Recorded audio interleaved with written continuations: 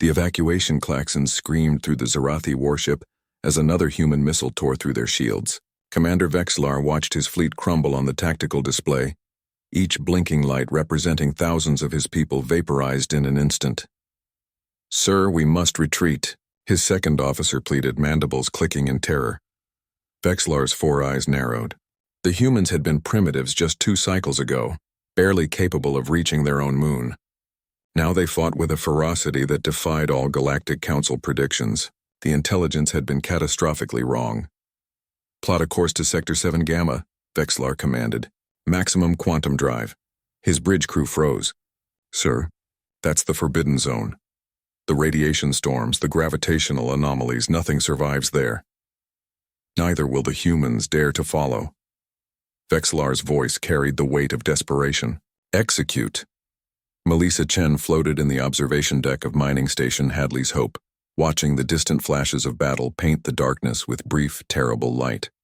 At 19, she'd signed up for asteroid mining to escape Earth's overcrowded cities, not to witness humanity's first interstellar war. "They're running," said Asil Demir, the station's head of security. He stood beside her, arms crossed over his broad chest, dark eyes reflecting the tactical display on his wrist unit. At 28, he'd seen combat in Earth's unification wars, experience that suddenly seemed quaint compared to fighting actual aliens. "Running where?" Melissa asked, magnifying the view. 3 Zarathi ships trailing plasma and debris were accelerating away from the human fleet. Asil's expression darkened. "They're headed straight for us."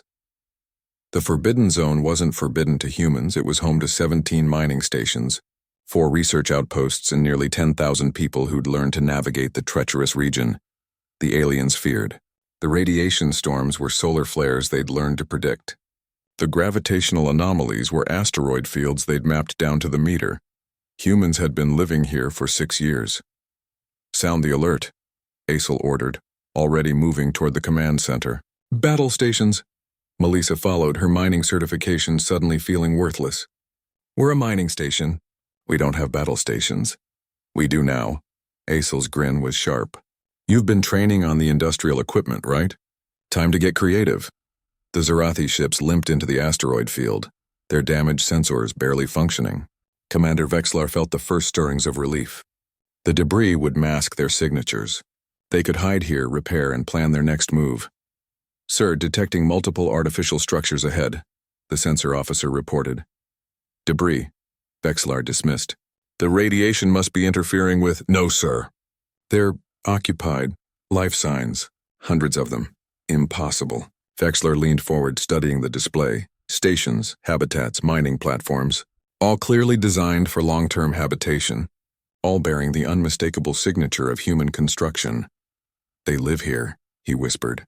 "The humans live in the Forbidden Zone." Melissa guided the massive ore hauler through the asteroid field with practiced ease.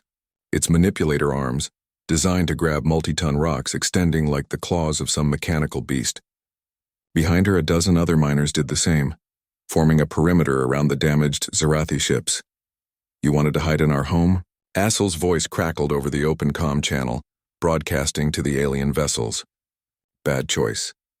The Zarathi ships tried to maneuver, but their damaged engines couldn't match the agility of machines designed to operate in this exact environment.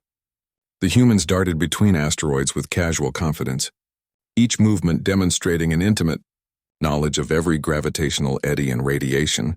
Pocket Vexlar watched in horror as a mining vessel, a civilian mining vessel, used a controlled blast to redirect an asteroid directly into his escort ship's path. The collision wasn't destructive, but it pinned them against a larger rock, trapped. "They're using the asteroids as tools," his tactical officer said, voice hollow with disbelief. "They're hurting us." Another mining ship swooped close, and Vexlar saw it clearly. A young human female at the controls, her face set with determination, maneuvering multi-ton rocks with the precision of an artist. These weren't soldiers. They were workers, and they were winning. "How?" he asked the void. "How can they thrive where we cannot even survive?" The answer came from Asil as he positioned Hadley's Hope's main defense platform, a repurposed mining laser capable of cutting through solid iron. "Because you saw a wasteland. We saw resources. You saw danger. We saw opportunity. You came here to hide. We came here to live. The human fleet arrived 6 hours later to find the Zarathi ships disabled, surrounded and utterly defeated not by warships, but by miners, engineers, and dock workers who'd turned their home into a trap. Melissa watched the Zarathi surrender from her hauler's cockpit, exhaustion finally setting in. Assel's voice came through her private channel, warm with approval. Not bad for a mining tech, he said. She smiled, looking out at the asteroid field. Their asteroid field. The place aliens called Forbidden. The place humans called home. Think they'll stop calling it the Forbidden Zone now? She asked as Syl laughed. Probably not. But now they'll know why they were really forbidden from coming here. It was never about the radiation or the asteroids. What was it about? Us. It was always about us.